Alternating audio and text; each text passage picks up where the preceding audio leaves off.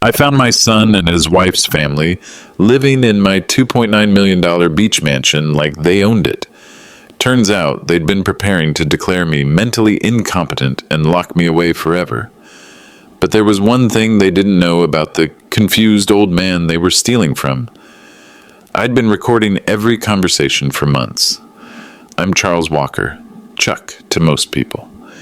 At 69, I'd built and sold a manufacturing business as for $43 million. I thought I was smart about money, smart about people, smart about protecting my family's future. I was wrong about the family part. They thought they were playing a game where I didn't even know the rules. This story has more legal reversals than a mob trial, and it ends with federal agents at their front door. If you've ever trusted your family with your life savings and wondered if that was a mistake, you need to hear what happened next. And tell me in the comments, would you have seen this betrayal coming, or would you have been just as blind as I was? The discovery happened on a Tuesday morning in February. I'd driven to the house to check on some repairs, using my key like I had for the past 3 years since setting up the family trust. But when I walked into the kitchen, there were legal documents scattered across the granite counter, court filings, psychiatric evaluations, financial assessments, all with my name on them. And that's when I saw the letterhead, Petition for Determination of Incompetency, Charles E. Walker, filed February 8th, just 6 days earlier. The petitioner? My own son, Gregory. My hands stayed steady as I photographed every page with my phone. 40 years of business deals had taught me to document first, react second. The medical evaluation was signed by Dr. Patricia Hartwell. The legal brief was prepared by James Hartwell, attorney at law. The proposed conservator was Gregory Walker, the Hartwells, Jennifer's parents, my son's in-laws. I sat down at the same kitchen table where Helen and I used to have our morning coffee. The irony wasn't lost on me. I was reading about my supposed mental decline in the house I'd bought with money I'd earned through decades of clear thinking. The petition cited increasing confusion, poor financial decisions, and inability to manage complex assets. It referenced medical appointments I didn't remember making and medications that were supposedly affecting my cognitive function. According to these documents, I was a 70-year-old man rapidly losing his grip on reality. The court date was set for March 15th, 3 weeks away. I called Gregory immediately. No answer. Called Jennifer, straight to voicemail. Called the beach house landline to see if anyone was actually staying there. A woman answered, not Jennifer. Coastal Properties Management, how can I help you? I hung up. They were renting out my house, renting out the home Helen and I had shared, where her ashes were scattered in the garden, where I'd planned to live out my remaining years. And they were using the rental income as evidence that I was financially incompetent. But the rental scheme was just what I could see on the surface. And that's when I realized this wasn't just about money. And that's when I realized they'd been planning this for months. The setup started innocently enough. After Helen's death in 2020, my estate planning attorney, the old one, not James Hartwell, had recommended transferring assets to avoid inheritance taxes. Standard advice for someone with an $11.8 million estate. I'd established a revocable trust, naming Gregory as successor trustee. The beach house went into the trust in early 2021, along with $7.2 million in investments. I kept enough liquid assets to maintain my lifestyle, but the bulk of the wealth was positioned to transfer smoothly when I passed. Gregory seemed grateful, but not particularly interested in the details. Thanks, Dad. I know you're just trying to make things easier for everyone. Jennifer was more engaged, asking questions about the trust structure, the distribution timeline, the powers of the successor trustee. At the time, I appreciated her attention to detail. She had paralegal training from before she met Gregory, so I assumed she was just being thorough. Helen would have done the same thing. The first red flag came in late 2022. Gregory suggested I switch from my longtime family physician to a new doctor who specialized in geriatric care. Dr. Morrison is getting up there in age himself, Dad. Maybe it's time for someone who really understands what you're going through. The new physician, Dr. Richards, seemed competent enough. He adjusted my blood pressure medication, switching me from the pills I'd taken for years to a new extended release formula. Better for someone your age, he explained. More consistent dosing. Around the same time, Jennifer started organizing my medications into weekly pill dispensers. This way you won't accidentally double dose or forget to take something, she said. Such a thoughtful daughter-in-law. But over the following months, I began feeling different. Not sick exactly, but off. Slightly foggy. Sometimes I'd forget conversations or misplace documents. When I mentioned this to Dr. Richards, he nodded knowingly. Normal aging process, Mr. Walker. We'll keep monitoring. The second red flag was the paperwork. Jennifer became my unofficial assistant, handling correspondence, organizing financial documents, even sitting in on meetings with my accountant.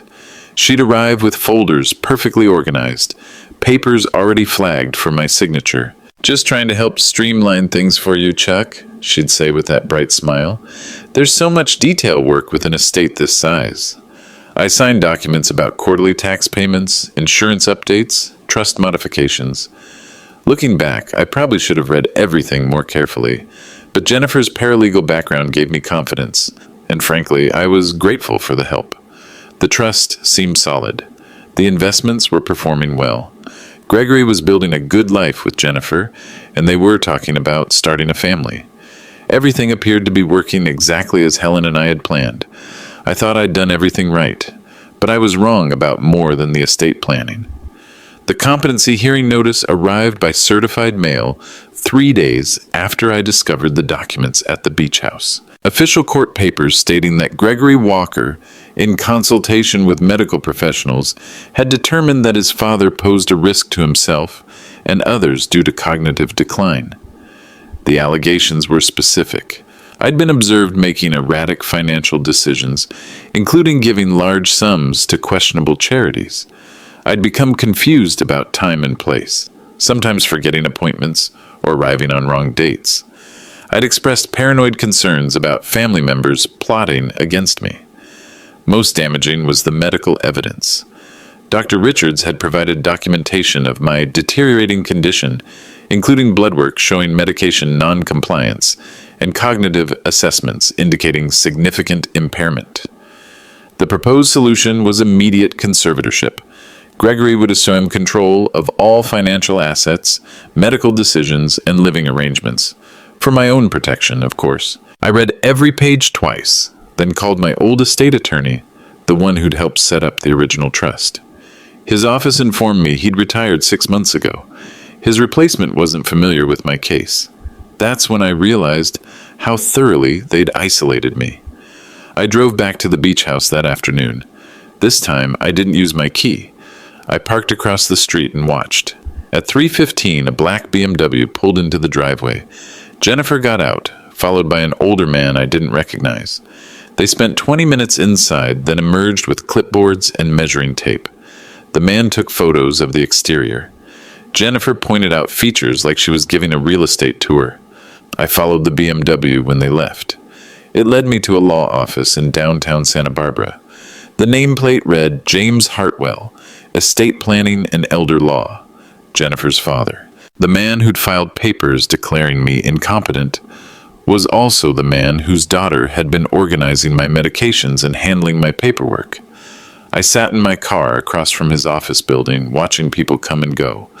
Professional types in expensive suits, carrying briefcases and folders. The kind of people who make their living navigating legal systems most of us don't understand. At 5:30, James Hartwell emerged. Mid-60s, silver hair, walking with the confidence of someone who never lost a case he cared about winning. He climbed into a white Mercedes and drove off. I called Gregory one more time. This time he answered, "Dad, I was just about to call you. We need to talk." "Yes, we do. I found the court papers." Silence. Then, "Look, I know this is difficult, but we're worried about you. The confusion, the forgetfulness, the paranoid accusations about Jennifer and me. Dr. Richards thinks you need more supervision." "Paranoid accusations? Like what?" Like thinking we're living in the beach house without permission. Like claiming we're stealing from you. Dad, you gave us keys. You asked us to check on the place. But I'd never asked them to check on anything, and I certainly hadn't given them permission to rent it out. Gregory, I want you to listen carefully. I found evidence that the house is being rented through something called Coastal Properties Management. I want you to explain that to me. Another pause. Longer this time. Dad, that's exactly what Dr. Richards is talking about. You're imagining things that aren't there. There's no rental company. We're just house sitting sometimes when you're not using it. He was lying to my face, or rather, to my voice, and he was good at it. The competency hearing is March 15th, I said. We're just trying to protect you and protect your assets. You've worked too hard to lose everything because of what's happening to your mind.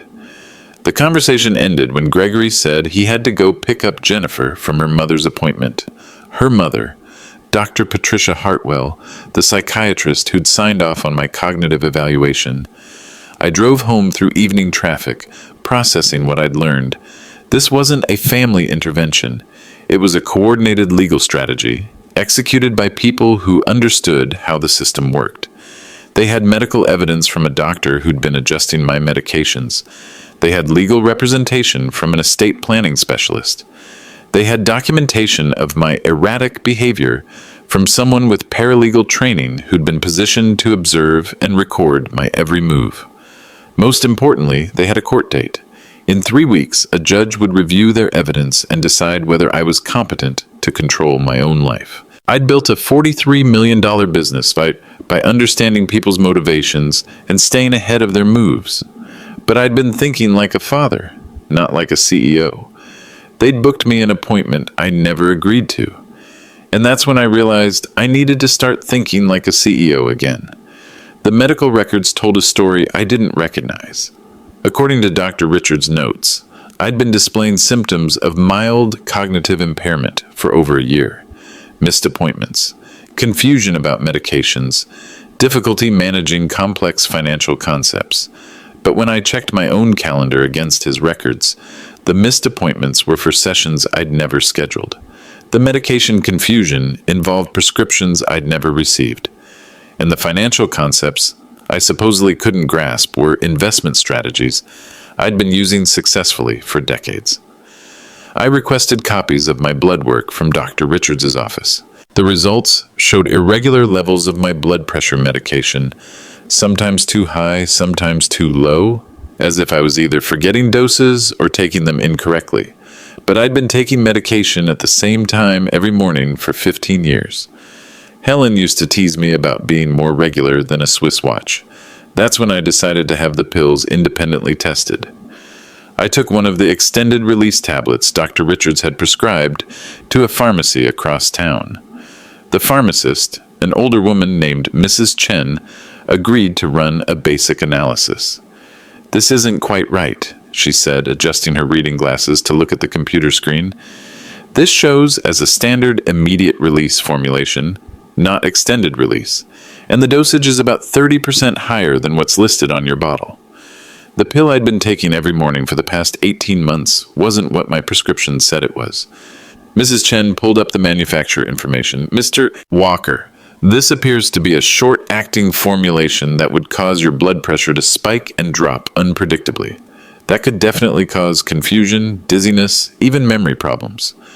I had her test 3 more pills from different dates. Same result. Someone had been systematically giving me the wrong medication, creating exactly the kind of cognitive symptoms that would support a competency petition. I thought about Jennifer organizing my pills into weekly dispensers, Jennifer handling my medical appointments, Jennifer sitting in on conversations with Dr. Richards. The next morning, I drove to my old family physician, Dr. Morrison. His nurse said he was booked solid, but when I explained it was urgent, he agreed to see me during his lunch break. Dr. Morrison had been monitoring my blood pressure for 25 years. He knew my normal readings, my typical responses to medication, my baseline cognitive function. "Chuck, I have to tell you, I was surprised when you switched doctors," he said, reviewing the blood work I'd brought. "These levels don't make sense for the medication you were supposedly taking, and this cognitive assessment. He shook his head. "I've never seen you display any of these symptoms." He ran his own blood pressure check. Normal. Had me complete a basic cognitive screening. Perfect score. "Whatever was causing the confusion you described, it wasn't natural aging," Dr. Morrison said. "If someone was giving you incorrectly dosed immediate release medication instead of extended release, it could absolutely cause the symptoms documented in this file." I asked him to document his findings and send copies to an attorney I was planning to hire. "Chuck, if what you're describing is accurate, this could be considered elder abuse. You should also consider filing a report with Adult Protective Services." But Adult Protective Services moved slowly. The competency hearing was 12 days away. That afternoon, I called 3 estate planning attorneys in Los Angeles. The first 2 were booked for weeks. The third, Susan Martinez, asked me to describe the situation. After listening for 10 minutes, she said, "Mr. Walker, can you be in my office tomorrow morning? This needs immediate attention." Martinez had 15 years of experience with elder abuse cases involving family members. She'd seen the medical manipulation before, the legal maneuvering, the coordinated effort to isolate and control elderly relatives. "The good news is that you recognized what was happening and acted quickly," she said after reviewing my documents. "The bad news is that they've done this very professionally. James Hartwell knows exactly how the system works." As she explained the next steps, file an emergency motion to postpone the competency hearing, request an independent medical evaluation, demand a complete audit of trust assets, and petition for a temporary restraining order against further estate transactions. "The key is proving that your alleged incompetence was artificially induced," Martinez said. "We need to show the court that you were deliberately incapacitated to support their legal case." I wrote her a retainer check for $25,000. Turns out I'd been getting treated for conditions I didn't have, but the treatment itself was about to be the cure. Susan Martinez moved like someone who'd fought these battles before. Within 24 hours of our meeting, she'd filed a motion to continue the competency hearing, requested emergency asset protection, and hired a private investigator named Tom Bradley. Bradley had 20 years of experience with financial elder abuse cases. His first assignment was surveillance of the beach house and documentation of the rental activity. "If they're operating a rental business through your property, there will be paper trails," Martinez explained during our second meeting. "Bank accounts, booking platforms, business registrations. Tom's very good at following money." While Bradley worked on the financial investigation, Martinez arranged for an independent psychiatric evaluation with Dr. Kevin Nash. Unlike Dr. Patricia Hartwell, Dr. Nash had no family connections to any of the parties involved. "The goal is to establish your cognitive baseline," Martinez said. "If you test normally now, but Dr. Richards' records show impairment over the past 18 months, it suggests external factors were affecting your mental state." Dr. Nash's evaluation took 3 hours. Cognitive assessments, memory tests, problem-solving exercises, psychological profiles. At the end, he sat back in his chair and smiled. "Mr. Walker, your cognitive function is well within normal limits for your age. Actually, you scored higher than many people 20 years younger." He paused. "Whatever Dr. Richards documented in his files doesn't match what I'm seeing today." I told him about the medication analysis, about Jennifer organizing my pills, about the symptoms that had mysteriously disappeared since I'd stopped taking Dr. Richards' prescriptions. "That would certainly explain the discrepancy," Dr. Nash said. "Medication-induced cognitive impairment is temporary and reversible, but it can be very convincing to someone who doesn't understand the underlying cause." On Thursday morning, Tom Bradley called with his first report. "Mr. Walker, your house has been listed on 3 different rental platforms for the past 18 months, he said. Average rate is $850 per night.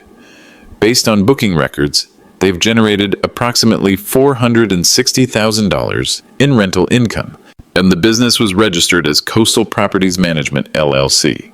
The registered agent was Jennifer Walker.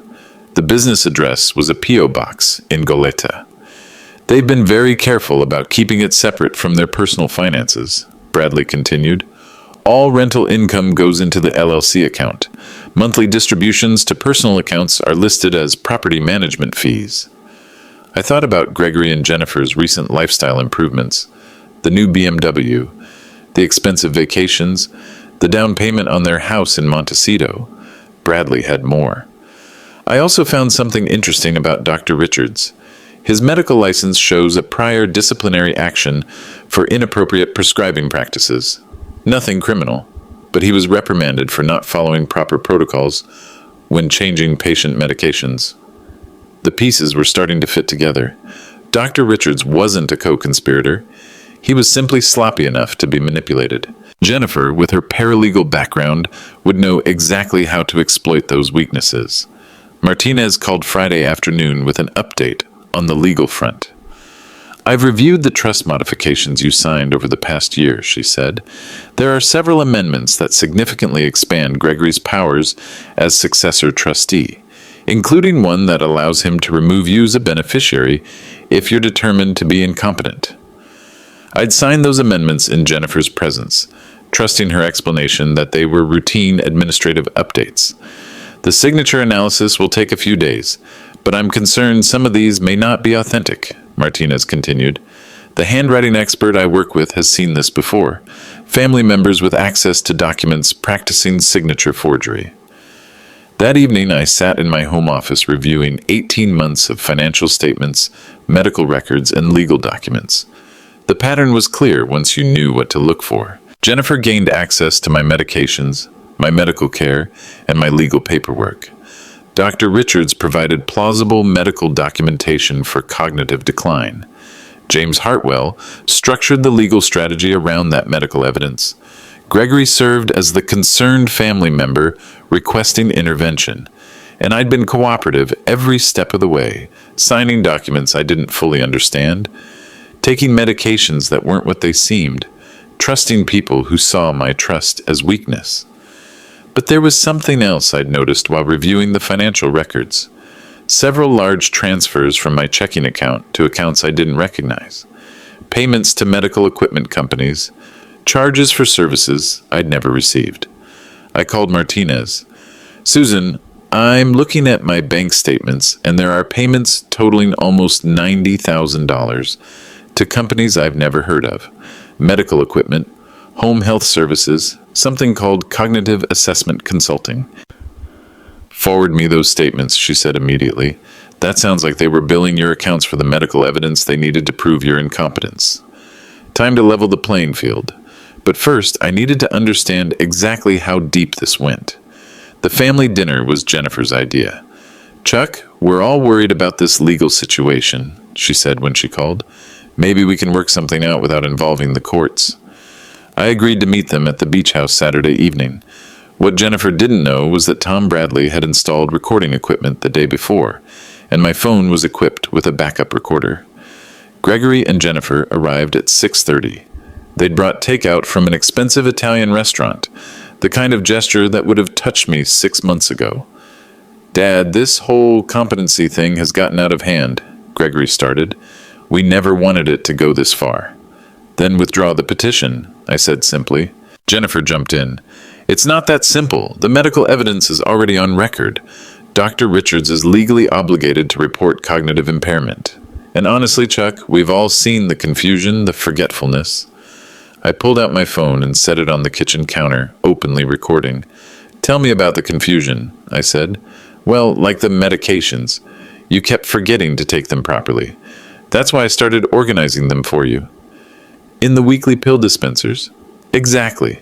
But even then, you'd sometimes miss doses or take extra pills." "Jennifer, I've been taking blood pressure medication for 15 years. Same time every morning. Never missed a dose. But Dr. Richards said your blood levels were all over the place. Because the pills you gave me weren't what my prescription said they were." The silence lasted exactly 3 seconds too long. "That's impossible," Gregory said. "Jennifer picked them up directly from the pharmacy."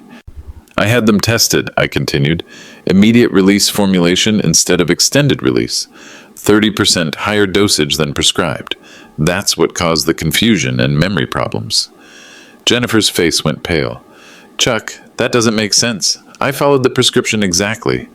Show me the pharmacy receipts." Another pause. "I don't keep receipts for medication.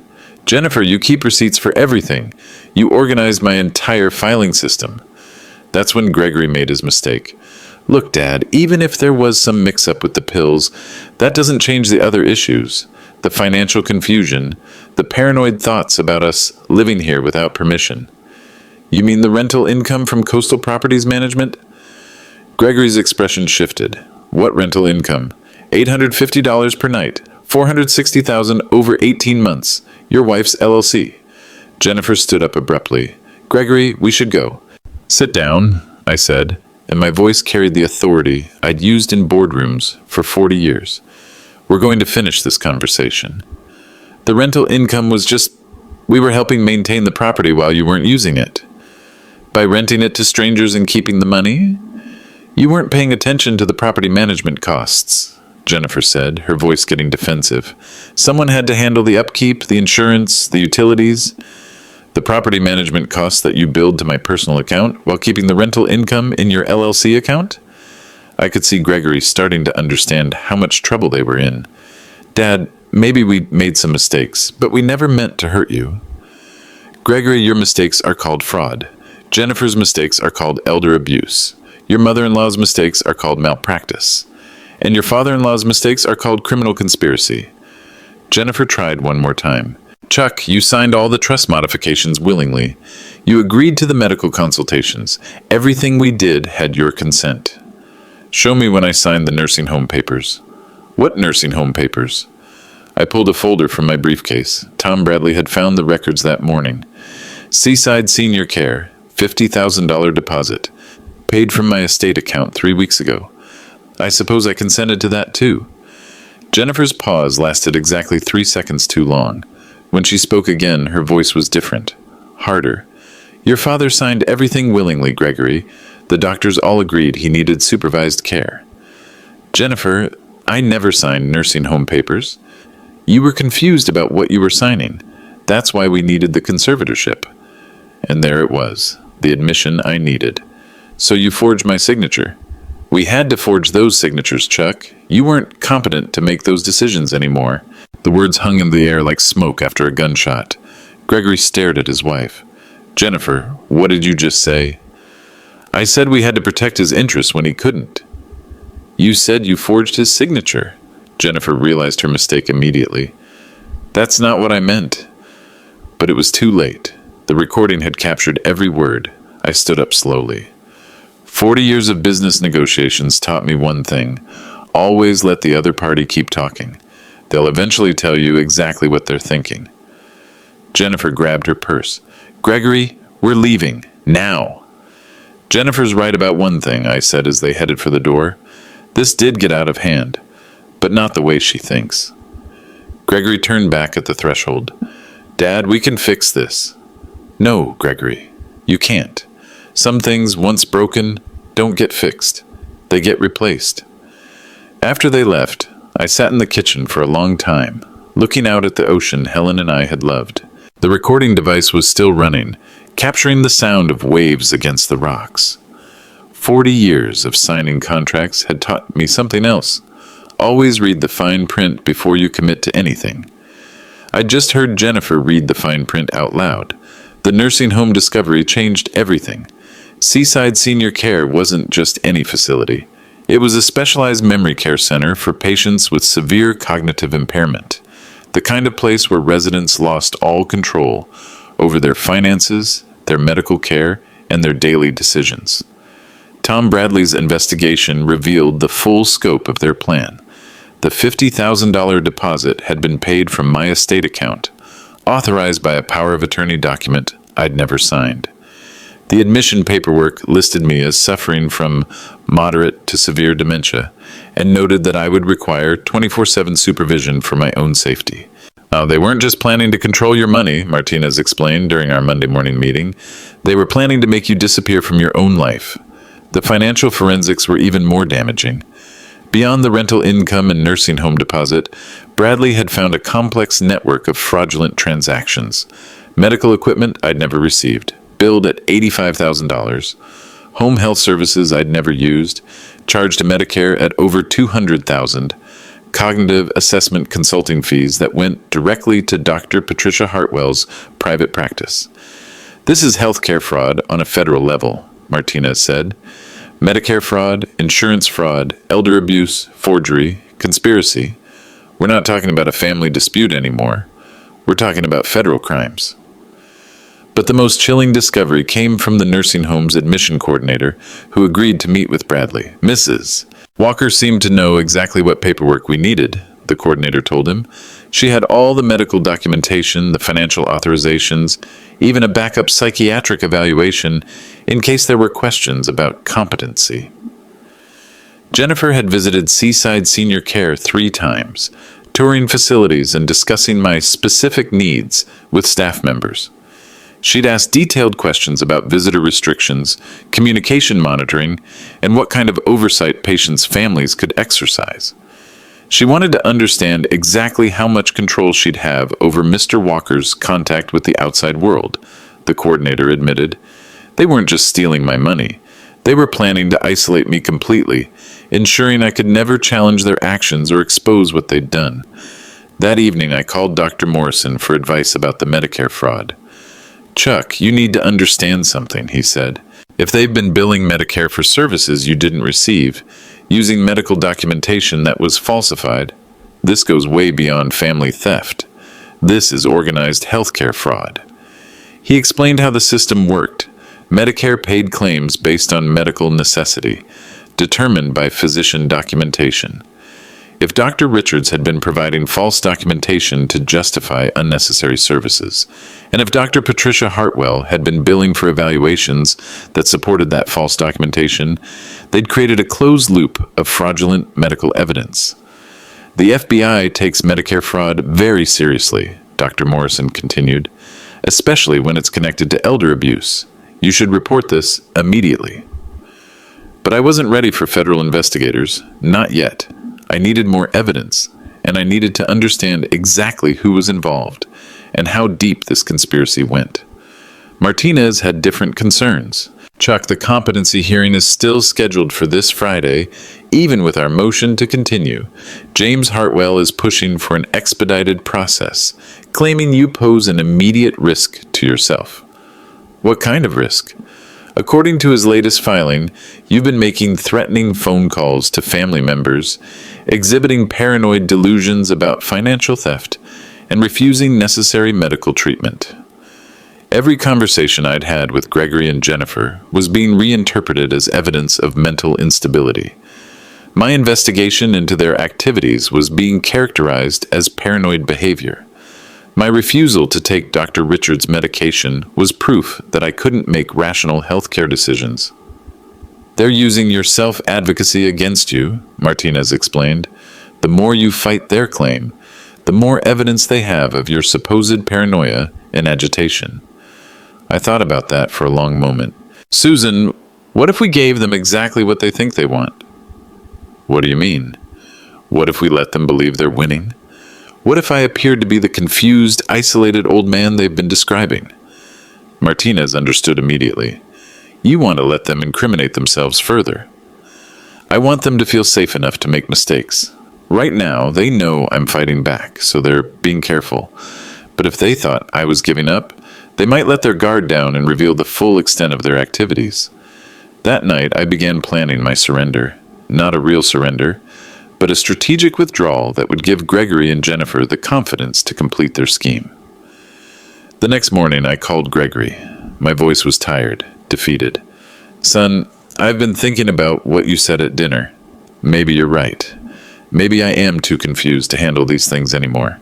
Dad, are you okay? You sound different. I'm just tired, Gregory. This whole fight with the lawyers and the doctors, I don't understand it all anymore. What are you saying? I'm saying maybe the nursing home isn't such a bad idea. Maybe I do need help. The silence on the other end was longer this time, but for different reasons. Dad, let's not make any quick decisions.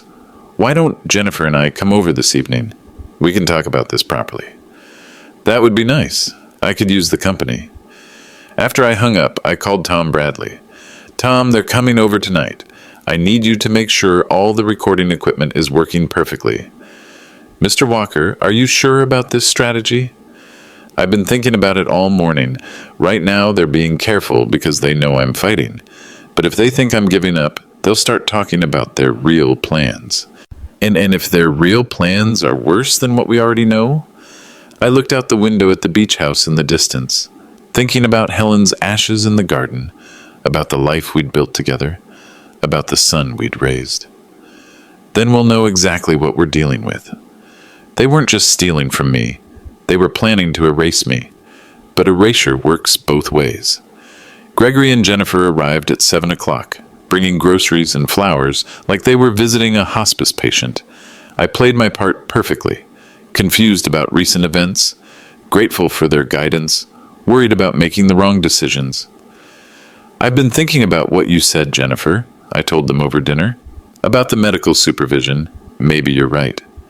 We just want what's best for you, Chuck, she said, her voice taking on a gentler tone now that I seemed to be cooperating. The thing is, I don't really understand all the legal documents. The trust modifications, the power of attorney papers. Could you explain them again? This was exactly what they'd been waiting for. Jennifer pulled out a folder she'd brought with her. This first document gives Gregory authority to make medical decisions if you're not able to. It's just a precaution. I signed it without reading it.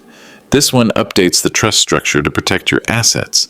It makes sure the money is managed properly, even if you have good days and bad days. I signed that one too. And this last one is about the nursing home. It's not immediate, but it gives us the authority to make arrangements when the time comes. I hesitated, playing up the confusion. Will I be able to have visitors? I don't want to be cut off from everyone. Of course, Gregory said quickly. We'll visit all the time. What about other people? Old friends, business associates? Jennifer and Gregory exchanged a look. Well, Chuck, the doctors think too many visitors might be overwhelming for someone in your condition, Jennifer said carefully, especially business people who might try to take advantage of your confusion. So you would control who I see? We'd just make sure you're protected from people who might hurt you. I signed the nursing home authorization. What they didn't know was that Tom Bradley was recording everything from the van parked across the street. High-quality audio equipment that captured every word of their explanations about how they would control my visitors, my medical care, and my financial decisions. After the documents were signed, Jennifer became more relaxed, more honest. Chuck, I have to tell you, I'm relieved you're being reasonable about this. We've been so worried about the paranoid thoughts, the accusations about the house rental. I guess I was confused about that. You were very confused, but that's not your fault. It's just the way these things progress. Gregory leaned forward. Dad, there's something else we should discuss. The investigation you hired, the private detective and the lawyer. Susan Martinez? Yes. We think you should dismiss them. They're costing a lot of money, and they're encouraging the paranoid thinking. How much money?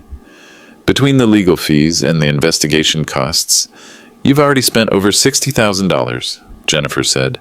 Money that could be going toward your care instead. Actually, I'd spent $25,000 on Martinez and $15,000 on Bradley, but Jennifer's numbers suggested they'd been monitoring my accounts more closely than I'd realized. Maybe you're right. I'll call Susan tomorrow and tell her to stop. That would be best, Gregory said. And Chuck, we think it would be better if you didn't discuss family business with outsiders anymore. People might misunderstand the situation. A translation, stop talking to anyone who might help you. Jennifer pulled out another document. This is a revised power of attorney that gives us broader authority to handle your affairs. It includes the right to hire and dismiss professionals on your behalf. So you could fire Susan Martinez for me? If that's what you wanted.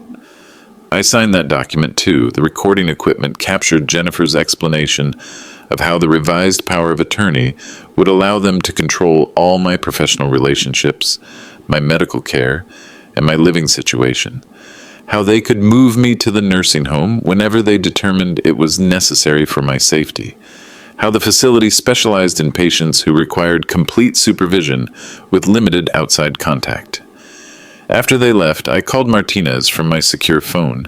Susan, did you get the recording? Every word. Chuck, what they described tonight goes far beyond conservatorship. They're talking about completely isolating you from any outside support system. What's the legal term for that? False imprisonment. And with the forged documents, we're looking at kidnapping charges. The next morning, Bradley called with more discoveries. Mr. Walker, I found something disturbing in the Seaside Senior Care records.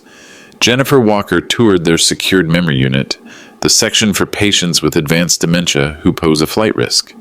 Meaning? Meaning patients who are locked in. No access to phones, no unsupervised visits, no independent communication with the outside world. These are people who've completely lost the ability to make any decisions about their own lives. Bradley had also traced the financial network more completely. The medical equipment charges, the home health services, the cognitive assessment fees, they all flowed through a web of companies connected to the Hartwell family. It's not just healthcare fraud, Bradley explained. It's a systematic looting operation. They've created multiple billing entities to maximize what they can extract from Medicare, your insurance, and your personal accounts. How much total? Based on what I can document so far, approximately $400,000 in fraudulent charges over 18 months. But that's just what I can trace. The real number is probably much higher. That afternoon, I made the phone call I'd been preparing for all week. FBI Financial Crimes Division, Agent Sarah Chen speaking. Agent Chen, my name is Charles Walker. I need to report healthcare fraud, elder abuse, and conspiracy to commit kidnapping. Mr. Walker, these are serious allegations. Do you have documentation to support them? Agent Chen, I have recordings, financial records, forged documents, and expert medical testimony, and I have a plan to gather additional evidence before they complete their scheme. What kind of plan? I'm going to let them think they've won. I'm going to let them move me to the nursing home, and then I'm going to document exactly how they plan to make me disappear. Mr. Walker, we can't authorize you to put yourself in danger. Agent Chen, I spent 40 years in business. I know how to manage risk, but I also know that right now you have conspiracy charges at best. If you want to charge them with the full scope of what they're planning, you need evidence of the completed crime. How much time do you need? Give me 1 week, 7 days to let them think they've isolated me completely, 7 days to record how they plan to control every aspect of my life, 7 days to show a jury exactly what they were willing to do to their own family member. The time had come to give them exactly what they thought they wanted, but they were about to discover that some traps take months to set properly. The call from Jennifer came Monday morning, right on schedule. Chuck, we've been thinking about our conversation Friday night. Maybe it would be best if you moved to Seaside Senior Care sooner rather than later. I let my voice sound tired, defeated. How soon? Well, they have an opening this week. We could have you settled in by Friday. 5 days. They wanted me in the secured memory unit within 5 days of getting my signature on the authorization papers. I suppose that makes sense, I said slowly. I have been feeling more confused lately. That's normal, Chuck. It's just the progression of your condition. What Jennifer didn't know was that FBI agent Sarah Chen and her team were listening to every word. Martinez had obtained a federal warrant for wiretapping based on the healthcare fraud evidence, and my phone calls were now being recorded under official investigation protocols. What should I do about my affairs? The house? The investments? Don't worry about any of that. Gregory and I will handle everything. You just focus on getting the care you need. That afternoon, Dr. Patricia Hartwell called to schedule what she described as a pre-placement psychological evaluation. Mr. Walker, this is just a formality before your admission to Seaside Senior Care. Standard procedure to ensure the facility can meet your specific needs. The appointment was scheduled for Wednesday at her office. What Dr. Hartwell didn't realize was that Dr. Kevin Nash had agreed to observe the session remotely through concealed recording equipment, providing real-time analysis of her evaluation methods for the FBI. Tuesday morning, I received a call from James Hartwell's office. Mr. Walker, this is Jennifer's father, Jim Hartwell. I understand you've decided to accept placement at Seaside Senior Care. I'd like to meet with you to finalize the legal arrangements. What kind of arrangements? Just paperwork to ensure your assets are protected while you're receiving care. Nothing complicated. The meeting was scheduled for Thursday, one day before my planned admission to the nursing home. Agent Chen briefed me Tuesday afternoon at Martinez's office. Mr. Walker, we now have evidence of conspiracy to commit healthcare fraud, elder abuse, and financial exploitation.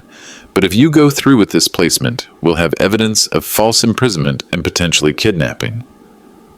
What's the difference? Prison time, healthcare fraud might get them 5 to 10 years. Kidnapping carries a mandatory minimum of 20. Martinez had concerns about my safety. Chuck, once you're in that facility, they control all your communications, all your visitors, all your medical care.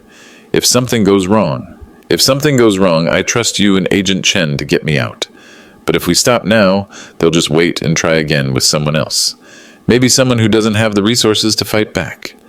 Dr. Nash had reviewed the Seaside Senior Care protocols. Mr. Walker, patients in the secured memory unit have no unsupervised access to phones, no independent internet access, and no visitors without facility approval. Family members control all communication with the outside world. How long before someone in that situation would be declared legally incompetent? If the family presents coordinated medical evidence of severe cognitive decline, probably 6 to 8 weeks. Agent Chen outlined the FBI's surveillance plan. We'll have agents monitoring the facility, tracking all communications, and documenting any violations of your civil rights. But you need to understand, once you're inside, we can't intervene until we have evidence of a federal crime being committed. Agent Chen, they've already committed federal crimes, multiple federal crimes, but I want to make sure they can never do this to anyone else. Wednesday's psychiatric evaluation with Dr. Patricia Hartwell was a masterpiece of manufactured evidence. She asked leading questions designed to elicit responses that could be interpreted as confusion or paranoia. Mr. Walker, your family tells me you've been having concerns about people stealing from you. Can you tell me about those thoughts? I gave her exactly what she wanted. Rambling responses about my suspicions, but difficulty following her questions, apparent confusion about dates and recent events. Do you understand why your family thinks you need supervised care? I mean they know what's best for me, right? Dr. Nash's remote analysis was damning. Through his earpiece, I could hear him dictating notes for the FBI. Leading questions, confirmation bias, no objective cognitive testing, predetermined conclusions. Thursday's meeting with James Hartwell completed the legal framework for my disappearance. Mr. Walker, these documents give Gregory complete authority over your finances, your medical decisions, and your living arrangements. You won't need to worry about managing any of these complexities anymore. The documents transferred all practical control of my life to Gregory and Jennifer. My signature was witnessed by 2 of Hartwell's staff members, who would testify that I seemed confused, but willing to cooperate. Agent Chen called Thursday evening. Mr. Walker, we have everything we need to prove conspiracy. You don't have to go through with tomorrow. Agent Chen, tomorrow is when we find out what they're really capable of. Friday morning, Jennifer arrived to drive me to Seaside Senior Care. I'd packed a small suitcase like a man resigned to his fate. Chuck, you're doing the right thing, she said as we pulled into the facility parking lot. This is going to be so much better for everyone. She was right about one thing. It was going to be better. Just not for the people she was thinking about. Seaside Senior Care looked like a luxury resort from the outside. Manicured gardens, ocean views, elegant architecture.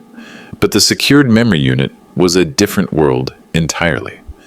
The admission process revealed the true nature of my imprisonment.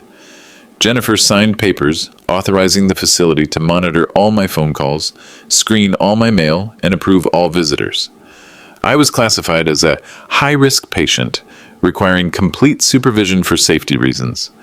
Mr. Walker won't be allowed any unsupervised communication with outside parties, the intake coordinator explained to Jennifer. All calls must be monitored, and all visitors must be approved by the family. That's exactly what we need, Jennifer replied. He's been very confused lately, making accusations against family members, trying to contact lawyers and investigators. We just want to protect him from people who might take advantage. My room was comfortable but controlled, no phone.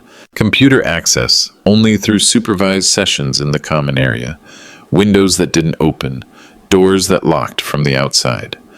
That evening, Jennifer and Gregory visited during official visiting hours.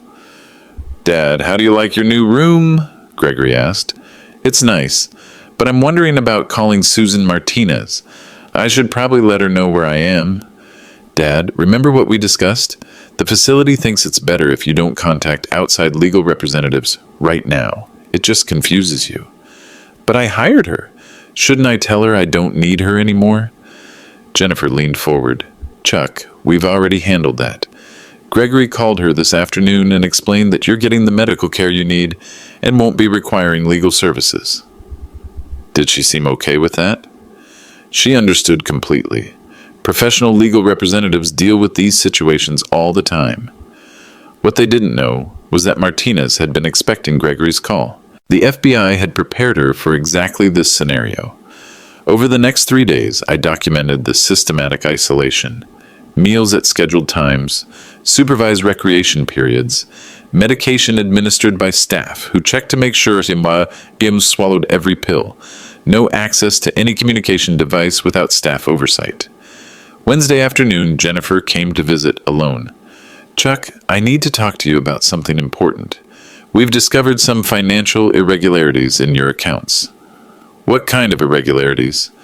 "It looks like that private investigator, Tom Bradley, may have been stealing from you. There are charges to your account that don't match the services he provided." I knew this was a lie. Bradley's charges had been modest and well documented, but I played along. "How much?" "Almost $50,000 in questionable charges. Gregory and I think he was taking advantage of your confusion to inflate his bills." "What should we do?" "We're going to file a police report, but we need your permission to access all your financial records to build a case against him." She pulled out legal documents, power of attorney forms giving Gregory and Jennifer complete access to all my accounts, investments, and financial records. This also protects you from any other people who might try to steal from you while you're receiving medical care. I signed the papers. That evening, Agent Chen called the facility, identifying herself as a family friend who needed to speak with me about urgent business matters. "I'm sorry," the night supervisor told her. "Mr. Walker is not allowed unsupervised phone calls. All communication must be approved by his family. This is regarding legal matters that require his immediate attention." "Ma'am, Mr. Walker's family has been very clear that he's not competent to handle legal matters anymore. If you have business concerns, you'll need to speak with his son, Gregory Walker." Agent Chen now had recorded evidence of how completely they had isolated me from outside contact. Thursday morning, Dr. Patricia Hartwell arrived for what she called a progress evaluation. "Mr. Walker, how are you adjusting to the facility?" "It's fine, I guess, but I'm confused about some things." "What kinds of things?" "Well, I keep trying to remember why I need to be here. I don't feel sick." "Memory confusion is very common with your condition. That's exactly why you need supervised care." "But what condition? I mean, what's actually wrong with me?" Dr. Hartwell's explanation was a masterpiece of circular logic. I needed supervised care because I had cognitive impairment. The evidence of cognitive impairment was that I needed supervised care. "Your family is very concerned about your welfare, Mr. Walker. They've made significant financial sacrifices to ensure you get the best possible care." "What kind of sacrifices?" "Well, managing your estate has become very complex. They've had to hire specialists, pay for medical equipment, cover the costs of this facility. It's been quite expensive." What she was describing was the systematic looting of my assets, framed as family devotion. Friday afternoon brought the revelation I'd been waiting for. Gregory and Jennifer arrived with news that would simplify things for me. "Dad, we've made a decision that's going to make everything easier for you," Gregory said. "What kind of decision?" Jennifer smiled. "We're going to sell the beach house. It's just too complicated to maintain while you're getting the care you need." "But that was mine and your mother's house." "Chuck, you don't need to worry about property management anymore. We'll handle all the financial details." "Where will the money go?" "Into a special account that pays for your care here.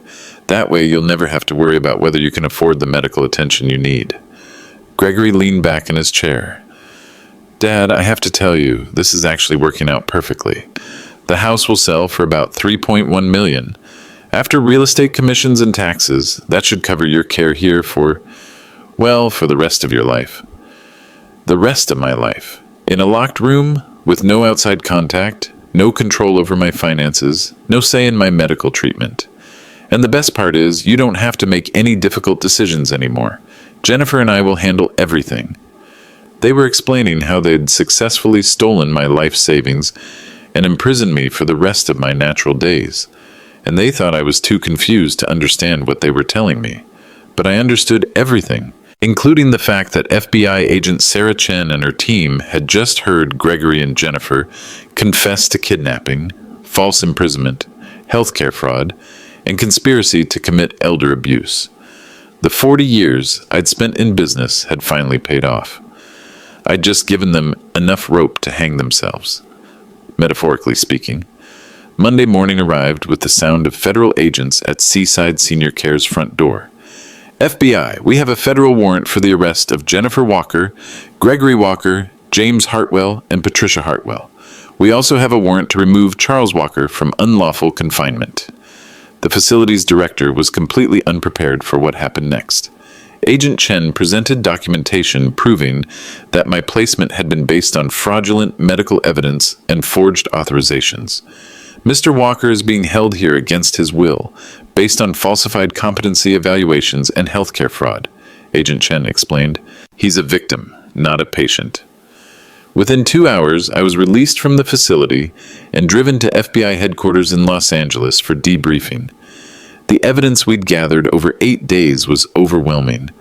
Recorded conversations proving conspiracy, financial records documenting systematic fraud, medical testimony proving the cognitive impairment was artificially induced, documentation of false imprisonment and isolation from legal representation. Mr. Walker, in 40 years of investigating financial crimes, I've rarely seen a case this well documented, Agent Chen said. They basically confessed to everything while thinking you were too impaired to understand. Gregory and Jennifer were arrested at their Montecito home that afternoon. FBI agents found computers containing detailed records of the rental income from my beach house, banking documents showing how they'd laundered the money through multiple accounts, and email communications with James and Patricia Hartwell coordinating the medical and legal strategy. Dr. Patricia Hartwell was arrested at her office, where agents found files containing falsified psychological evaluations for 17 other elderly patients. The healthcare fraud scheme had been operating for over 3 years, targeting vulnerable seniors whose families wanted control of their estates. James Hartwell was arrested at his law office, where agents discovered a comprehensive elder abuse operation, legal documents pre-prepared for dozens of clients, form letters for competency petitions, and financial agreements with nursing homes that paid kickbacks for patient referrals. The financial forensics revealed the full scope of the theft. Beyond the $460,000 in rental income and the fraudulent medical charges, they'd been systematically billing my accounts for services I'd never received. Total documented theft, $847,000 over 18 months. But the attempted theft was much larger. If their plan had succeeded, they would have controlled my entire estate, $11.8 million. For the rest of my life, the beach house sale would have been just the beginning. Dr. Richards, my supposed physician, wasn't arrested, but lost his medical license immediately. The medical board found that he'd been providing prescription medications and medical documentation without proper examination or oversight. Martinez called that evening with an update on the legal proceedings. Chuck, the federal prosecutor is treating this as a RICO case, organized criminal enterprise. With the evidence you helped gather, they're looking at 20 to life for the core conspirators. What about restitution? Full restitution plus punitive damages. The government is also seizing all assets purchased with stolen funds, including Gregory and Jennifer's house. 2 weeks later, I received a call from Agent Chen with the final results. Mr. Walker, all 4 defendants have pled guilty to avoid trial. Gregory Walker, 15 years federal prison. Jennifer Walker, 12 years federal prison. James Hartwell, 20 years federal prison, plus disbarment. Patricia Hartwell, 18 years federal prison, plus loss of medical license. And the other victims? We identified 23 additional cases using similar methods. Total recovery for all victims, over $6 million. The beach house sold for $3.1 million to a buyer I chose at a price I negotiated, with proceeds going where I decided they should go. Turns out, estate fraud is a federal crime, and federal crimes carry federal penalties. Some bridges burn beautifully when they're supposed to. 6 months later, I was sitting on the lanai of my new condo in Maui, watching the sunset paint the Pacific in colors Helen would have loved. The $850,000 oceanfront property came with something my old life had lacked: complete peace of mind. I'd started a small consulting practice helping retirees protect their assets from family fraud. Turns out my experience was more common than people wanted to admit. The FBI estimated that elder financial abuse affected 1 in 10 Americans over 65, with family members responsible for over 60% of the cases. Walker Asset Protection Services operated out of a small office in Lahaina with a simple mission: teaching seniors how to structure their estates to prevent the kind of systematic looting I'd experienced. My first client was a 73-year-old widow whose daughter had been helping with her finances for 2 years. We discovered $340,000 in unauthorized transfers and a forged power of attorney remarkably similar to what Jennifer had tried with me. The second client was a retired teacher whose son had convinced him to sign over his house to protect it from nursing home costs. The son had immediately mortgaged the property and disappeared. We recovered the house and got the son prosecuted for fraud. Each case reminded me why I'd chosen to endure 8 days of imprisonment to build an airtight legal case. Gregory and Jennifer could have tried their scheme again with more vulnerable victims. Now they wouldn't get the chance. I received a letter from Gregory 3 months into his federal sentence. He wanted to apologize, to explain that they'd never meant for things to go so far, to ask if there was any way to rebuild our relationship. I read the letter once, then fed it to my paper shredder. Trust broken requires accountability, not apologies. And some relationships, once poisoned, are better replaced than repaired. My new will was ironclad, drafted by the best estate planning attorneys in Hawaii. No loopholes, no ambiguous language, no opportunities for creative interpretation. When I die, my assets will go to charities that help elder abuse victims, with not a penny available to anyone who shares my DNA. The ocean waves sounded different from my Maui lanai than they had from the Santa Barbara beach house. These waves carried no memories of betrayal, no echoes of family dysfunction, no reminders of people who valued my money more than my dignity. If you've ever worried about protecting your legacy from the people closest to you, learn from my experience. Trust is earned, not inherited. Verify every document before you sign it. And remember that the most dangerous predators are often the ones who call you family. Some bridges burn beautifully in Hawaiian sunsets.